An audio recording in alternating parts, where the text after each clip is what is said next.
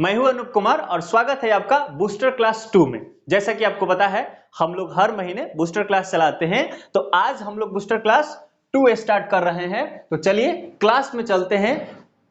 हम तो डिस्कशन अपने ऑफलाइन के बच्चों के साथ करते हैं, पर आप इस वीडियो को जहां भी हैं वहां देख सकते हैं। मुझे उम्मीद है कि ये वीडियो आपके लिए इंपॉर्टेंट सिद्ध होगा, आपको प्रेरणा मिलेगी, आप अच्छे तरीके से पढ़ सके और जीवन में जो भी आप सोचते हैं थोड़ा सा मोटिवेशन रहेगा तो मुझे लगता है बेहतर हो सकता है। तो चलिए शुरू करते हैं क्लास। सुनोगे, अब तक का हम लोगों ने जो बात किया है उसमें सबसे इंपॉर्टेंट है नोट्स मेकिंग। बाकी सब हवाबाजी था, जानने के लिए जरूरी था, पर काम का चीज जो है अभी हम लोग बात करते हैं कि नोट्स कैसे बनाना है। मैं जैसे बनाया था 10th में या अभी भी मैं जो पढ़ता हूं, जिस पैटर्न को फॉलो करते हैं उसके बारे में तुम्हें बताते हैं। ठीक है, पहला बिंदु नोट्स बनाने में ध्यान रखना है। पहला बिंदु नोट्स बनाने में ध्यान रखना है। क्या है पहला बिंदु? ये नोट्स केवल तुम्हें पढ़ना है। किसको पढ़ना है? तुम्हें पढ़ना है। ये नहीं, ऐसा नहीं सोचना कि हम नोट्स बना रहे हैं मेरा नाती पोता पढ़ेगा। ऐसा नहीं होता। तुम्हारा नाती पोता आएगा तो फिर वो नोट्स बनाएगा। तुम्हें नोट्स बनाना है किसको पढ़ने के लिए? तुम्हें पढ़ने के लिए। देखो, किताबें जब लिखी जाती है या टीचर जब लिखवाता है तो इस बात को मान के लिखवाता है कि बहुत सारे लोग हैं, बातें स्पष्ट लिखवानी चाहिए, लाइन बाय लाइन लिखवाना पड़ता है, समझ रहे हो। लेकिन जब तुम नोट्स बनाते हो, हाँ ये बात सही है कि जो टीचर लिखवा दिया उसको हूबहू लिख लो, अच्छा है, ऐसा कर सकते हो। नहीं भी करोगे कोई गलत नहीं है। नोट्स बनाना है इस बात को मान के कि केवल तुम्हें पढ़ना है, केवल हमें पढ़ना है, तो हमें इतना ही बनाना है जो हमारे काम का है, जो हमें पहले से पता है। जल का रासायनिक सूत्र H2O होता है। कोई क्यों लिखना चाहेगा? नोट्स में क्यों लिखोगे? नोट्स को क्यों भारी बनाना चाहते हो? जल का रासायनिक सूत्र H2O लिख के, भाई 5वां में थे तो उस समय पढ़े थे, आज याद है।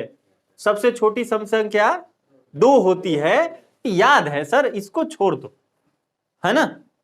जो याद है, तुम्हारे रग रग में बसा हुआ है, तुम कभी नहीं भूलोगे, उसके बारे में लिखने की जरूरत नहीं है।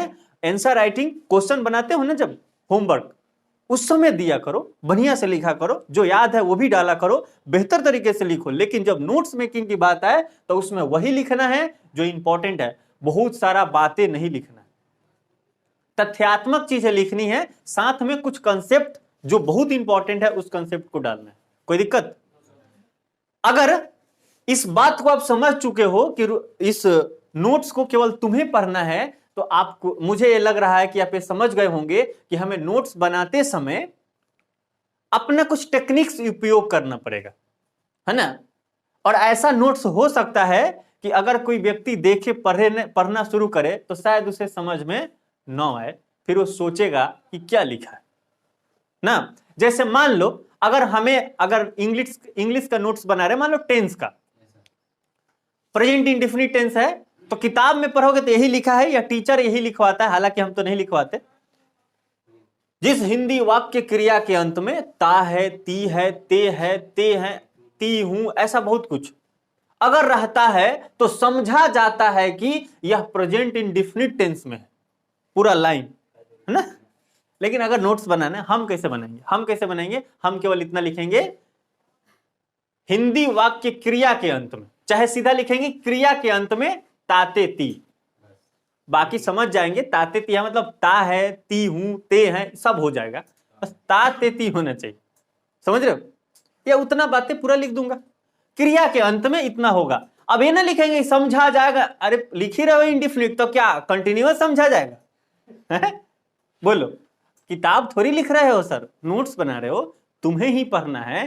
तुम लिखते समय जब तुम पलटोगे ना प्रेजेंट इंडेफिनिट, तो आएगा क्रिया के अंत में ताते थी, माइंड को पता है, माइंड को मैसेज मिल गया, अंत में ताते थी होगा, बस पूरा लाइन पढ़ने की जरूरत नहीं पड़ेगी, समझ रहे हो। ऐसे ही बनाना है, मतलब शॉर्ट बनाना है।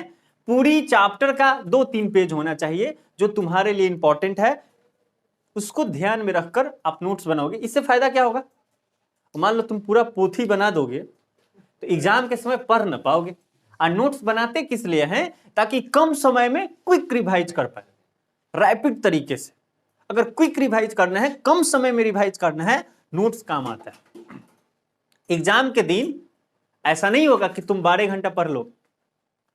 एग्जाम के दिन भी तुम 4 घंटा 3 घंटा पढ़ोगे। बहुत सारे लोग तो नहीं पढ़ेंगे, कुछ लोग तो खाने बनाने में रह जाते हैं, कुछ लोग होटल में खाते हैं, कुछ लोग खाने बनाते हैं, उसमें लग जाता है। नया जगह जाते हैं छपरा, कब बहुत सारे लोग नहीं जाते हैं, तो जब जाएंगे एग्जाम देने तो लगेगा कि चलो मंदिर में घंटे बजा लेते हैं, थोड़ा रास्ता पे कुछ तार लेते हैं, ऐसा सोचते हैं, कुछ देख लेते हैं, घूम लेते हैं, है ना। शाम को कहेंगे चलो घूम के आते हैं, फलना स्टेडियम बड़ा बढ़िया है।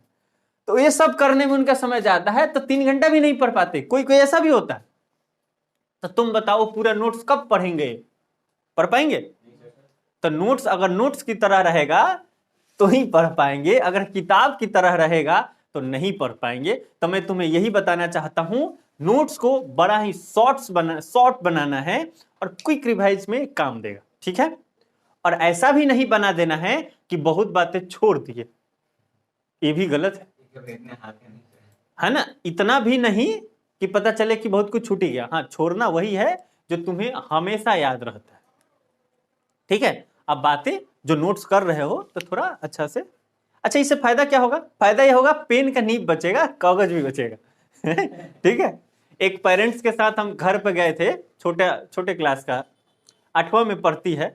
उसकी मम्मी बोली कि एक पन्ना में काहे नहीं दोनों लिख लेते हो, पाना बचेगा हम कहे कि पेज बचा। मन में सोचे कि देखो इसको पेज का कितना चिंता है, लेकिन ये ना सोच रहे कि अगर दोनों बातें 2 पेज में लिखेंगे, ज्यादा लिखेंगे तो हो सकता है लिखने से भी, हम लोग तो यही सोचते हैं, पर उन्हें क्या, उन्हें पेज का चिंता थी, तो इसलिए बातें याद आ गई, तो तुम्हें बता दिए, इससे पेज भी बचेगा, है ना। और केमिस्ट्री में जब तुम संतुलन करते हो, समीकरण अभिक्रिया लिखते हो, तो उसमें इस बात को लिखा भी है कि कागज और पेन कम लगेगा ना, टाइम भी कम लगेगा। चलो ठीक है, रिवाइज करने में काम देता है। बनाना कैसे है, क्या बनाओगे, क्या लिखोगे, तो ये बात तो समझ गए कि लिखना ऐसा ही है। अब क्या क्या लिखना है, देखो गणित का आपको 2 नोट्स बनाने, कहोगे ये कौन बात हो गई गणित का कितने नोट्स बनाने? 2। मैं जैसे बनाया वैसे बता रहा, अभी भी मैं ऐसा ही करता हूं। जैसे मान लो गणित में आपका वास्तविक संख्या पढ़ाई हुआ, ठीक, वास्तविक संख्या जो पढ़ाई हो रहा था, कंसेप्चुअल बातें चल रही थी क्लास में, तो ये बताया गया था संख्या किसे कहते हैं, वास्तविक संख्या, अवास्तविक संख्या, परिभाषा क्या है, परिमेय संख्या, अपरिमेय संख्या, सम, विषम, रूढ़, यौगिक, ये क्या होता है, इसके बारे में बताया गया। यही बात है। तुम नोट्स बनाओगे तो सारे परिभाषा को तुम उसमें डालोगे, किसी एग्जाम में नहीं पूछे जाएंगे, पर एक कंसेप्ट है, इसी के बदौलत तुम क्वेश्चन सॉल्व कर पाओगे, ये उसमें डालना है। अगर शांत है दशमलव प्रसार, शांत आवर्ती है, तो परिमेय होगा, ये बात बहुत इंपॉर्टेंट है, ये लिखना है उसमें, है ना। अशांत अनावर्ती है, अपरिमेय होगा, ये बात उसमें लिखना, ये नोट्स है। अगर उसका गुणनखंड जो नीचे हर जो है, जिसको सामान्यतः हम क्यू से सूचित कर रहे हैं, वो 2 के पावर n गुना 5 के पावर m के रूप का होगा, ये नोट्स है, उसमें पॉइंट्स डालना है कि शांत कौन कौन होगा, समझ रहे हो। अब तुम्हें याद है पाई अपरिमेय संख्या होता, 9th में पढ़े, अभी पढ़े तो भूल जाओ, वो लिखना ही नहीं है, क्योंकि वो तुम्हें याद है। ये ना सोचना नाती आएगा, नाती पोता पढ़ेंगे, पाई भी जान जाए, नहीं, उनके लिए नहीं बना, तुम्हें खुद के लिए बनाना है, ठीक है। मैथ का इतना कर लिए, बोलो मैथ का इतना कर लिए। अब ये है केवल कंसेप्ट, ये पूरा चैप्टर जब खत्म हो जाएगा, कंसेप्चुअल चीजें, परिभाषा खत्म हो जाएगी, तो अब इसमें कुछ भी नहीं लिखना है, सीधा दूसरा चैप्टर लिखेंगे बहुपद। जब बहुपद पढ़ेंगे तब बहुपद क्या है, उसकी परिभाषा क्या है, पहचानने का नियम क्या है ना, कितने प्रकार के हो सकते हैं, शून्य कैसे निकालते हैं, कंसेप्ट क्या है, उसको उसमें डालना है, ठीक है। ये कंसेप्चुअल चल रहा है, सबसे ज्यादा इंपॉर्टेंट यही कॉपी है तुम्हारे लिए, सबसे ज्यादा इंपॉर्टेंट है ये नोट्स।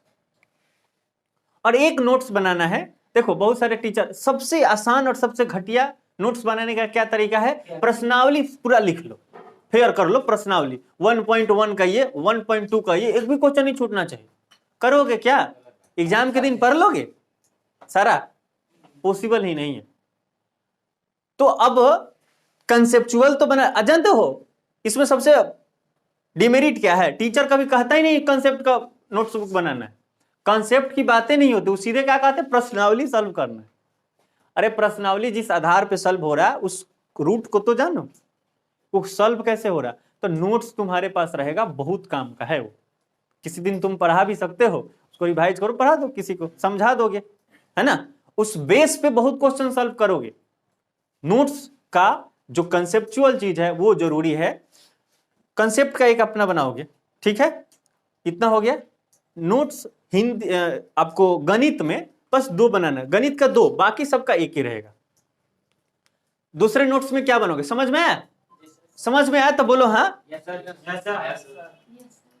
गणित का दूसरा जो नोट्स होगा उसमें आपको क्या बनाना है, जैसे मान लो आपने प्रश्नावली सॉल्व किया 1.1, तो 1.1 में यूक्लिड विभाजन प्रमेय से आपको पहला ही क्वेश्चन है, कई एग्जाम्पल दिए गए हैं, HCF निकालना, यही बात है।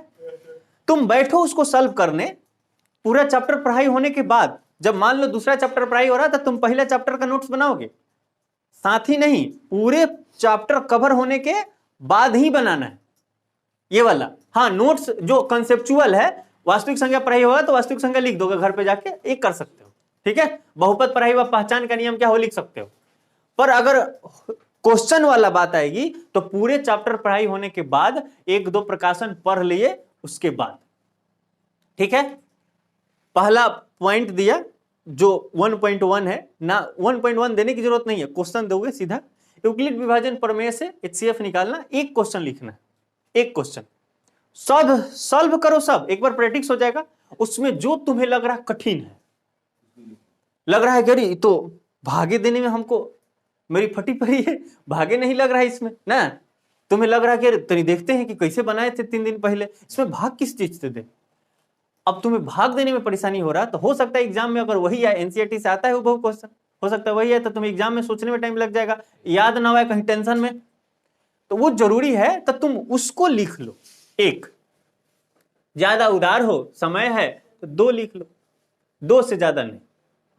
अब भारतीय भवन में तुम्हें 7-8 गो दिया है ना, उसमें आई थिंक 7-8 गो दिया, NCERT में 3-4 गो दिया, अब तुम क्या करो, सब लिख लो पूथा हो जाएगा। फिर एक के बाद एग्जाम में जब, जानते हो एग्जाम में जब तैयारी, एग्जाम जब आता है नजदीक, तो तुम्हें भी पता है कि जब तुम रिवाइज करने बैठोगे तो यूक्लिड विभाजन से 1 चाहे 2 को पढ़ोगे, बाकी सब पलट दोगे, ऐसे ही बनता है यही होगा ना। तो तुम बनाओ ही 2 ही, कि 2 ही पढ़ लेंगे, काम हो जाएगा। हो सकता है कि तुम 7 या 10 जो क्वेश्चन दिया गया था सब सॉल्व किए थे, शुरू में तो आसान रहता है, तुम आसाने देखोगे, लास्ट में भाष्ट रहता है, एग्जाम में तुम्हें भाष्टे पूछ दिया, जिसको तुम गुणनखंडे नहीं कर पा रहे हो, भागे नहीं लगा पा रहे हो, वो तो ध्यान में नहीं आया ना, वो छूट जाएगा। एग्जाम में तुम मथा पीट लोगे, भाग कैसे लगेगा इसमें। तो इसलिए एग्जाम की प्रिपरेशन और अपनी जगह है, कंसेप्चुअल चीज अपनी जगह है, नोट्स बनाना अपनी जगह है। जब बातें पढ़ाई हो गई यूक्लिड विभाजन प्रमेय से, तो जो उसमें तुम्हें कठिन लगता है उसी को नोट्स में जगह दो, ठीक है, समझ गए। इस बात को ध्यान रखते हुए दूसरी बात, उसके तुरंत बाद कोई दूसरा क्वेश्चन होगा, उस क्वेश्चन का कुछ ना कुछ मतलब होगा, ये करना है, तो वो करना है तो उसमें से उसको वैसे ही सॉल्व करना है। 2 या 3 क्वेश्चन या 1 क्वेश्चन जो तुम्हें भास्ट लग रहा है उसको उसमें जगह दे देना है, फिर तीसरा क्वेश्चन पे जाना है। अब प्रश्नावली 1.1 भी ऐसे लिख सकते हो, फिर दूसरे प्रश्नावली में जाओगे तो उसका एक क्वेश्चन, हर क्वेश्चन का कुछ क्वेश्चन उसमें डालते जाना है जो तुम्हें भास्ट लगेगा। अब तुम सोच के देखो, एक ऐसा सिचुएशन आएगा जो उसमें कभी कभी दिया रहेगा कि इसको अभाज्य गुणनखंड करें, मान लो अभाज्य गुणनखंड है, तुम्हें नहीं करना है, छोड़ देना है। अभाज्य गुणनखंड करने हमें आता है सर, रग रग में बसा हुआ है, जो दिया रहेगा उसमें भाग देना शुरू कर दो। हाँ, ये बात अलग है कि तुम अभाज्य गुणनखंड कर रहे हो, अब कोई ऐसा लगे कि भागे नहीं लग रहा, तो तुम्हें लगता है कि इसको ध्यान में रखना जरूरी है, लिख लो, एगो लिख लो, है ना। पूरा तरीका है, मतलब हम तुम्हें यही बताना चाहते हैं, तुम्हारे गणित भारतीय भवन और NCERT में अगर कुल मिला के 100 क्वेश्चन दिए गए हैं सॉल्व करने के लिए, तो तुम्हें उसमें से 20, 25 या 10 ही सॉल्व उसमें नोट्स में जगह देना है, बाकी सबको छोड़ देना है, समझे। ये करो, मुझे लगता है ज्यादा बढ़िया है। बात करते हैं साइंस की। साइंस में क्या करोगे, साइंस में कंसेप्चुअल जो बातें लिखवाई जाती है या जो घर पे गए पढ़े एक एक लाइन करके, टीचर ने जो लिखवाया है आप लिखते चले गए, ये लिखा, उसके बाद आप जो खुद पढ़े हो पेंसिल से रेकरिंग किए हो उसको वहां डाल दिए, जिसका जहां का जो पॉइंट रहेगा वहां पुट कर देना है एक चीज को। इस तरह से करते करते पूरे चैप्टर का कंसेप्ट आपने लिख दिया है, लिख दिया। आप लास्ट में देखते हो अति लघुत्तरीय, लघुत्तरीय और दीर्घोत्तरीय। कोशिश करो दीर्घोत्तरीय क्वेश्चन बनाना है, क्योंकि दीर्घोत्तरीय बनाओगे अति लघु उसमें समाहित है। अब टीचर को आसानी होता है इसलिए क्या बोलता है, अति लघु फेयर करो, अति लघुत्तरीय भी बना लो, दीर्घोत्तरीय। बच्चा का दिमाग, बच्चा इतना मेहनत करते करते पोथा तैयार कर लिया, पढ़ेगा भी नहीं वो। अब तुम्हें मैं बताऊं, एक क्वेश्चन पढ़ोगे तो केवल उस क्वेश्चन का आंसर जान रहे हो, कंसेप्ट नहीं है, लेकिन कंसेप्ट जान गए हो तो उससे पे आधारित कई क्वेश्चन को आप आसानी से सॉल्व कर सकते हो। कंसेप्ट पर ध्यान देना है साइंस में, क्वेश्चन पे नहीं। क्वेश्चन देख रहे हो, लग रहा है कि बड़ा इंटरेस्टिंग क्वेश्चन है, हमें हो सकता है कि हम भूल जाएं, तो उस पूरे कंसेप्ट लिखने के बाद लास्ट में एक पेज पे जो अच्छा अच्छा क्वेश्चन है उसका आंसर क्या हो सकता है, उसको serial wise question number 1 question number 2 करके लिख सकते हो। पूरे क्वेश्चन को सॉल्व करने की जरूरत नहीं है आपके प्रश्नावली का। आमतौर पर समझ गए, आपके साइंस में, फिजिक्स में न्यूमेरिकल क्वेश्चन आएंगे, तो न्यूमेरिकल क्वेश्चन बनाने में बहुतों को दिक्कत हो सकती है। तो न्यूमेरिकल जो बहुत आसान है, जिसको आप निकाल सकते हो आसानी से, छोड़ दो। जो थोड़ा नीचे जो लास्ट में दिया रहता है वो थोड़ा मुश्किल होता है, जिसमें सारा कंसेप्ट यूज हो जाता है, उस 2-3 क्वेश्चन को न्यूमेरिकल को भी उसमें डाल दो। समझ गए? यही करना है, पूरा भार नहीं बिटोरना है। मुझे लगता है कि आपको समझ में आ गई होगी, अगर आ गई होगी तो बोलिए हाँ। आ गई? किसी को कुछ कहना है तो बोल सकता है कि हम ऐसा कर सकते हैं तो बड़ा बढ़िया रहता है। बोलो कुछ पॉइंट बता दिया गया है। अगर कभी तुम्हें लगेगा ना कि भूल रहे हैं कैसे बनाए, तो यूट्यूब पे वीडियो रहेगा, देख लेना, है ना? वो अपनी जगह है, व्यूज बढ़े चाहे ना बढ़े, सुहानी के लिए यूट्यूब चैनल खोला गया है, यही ना देखती। करे देखो हंस रही।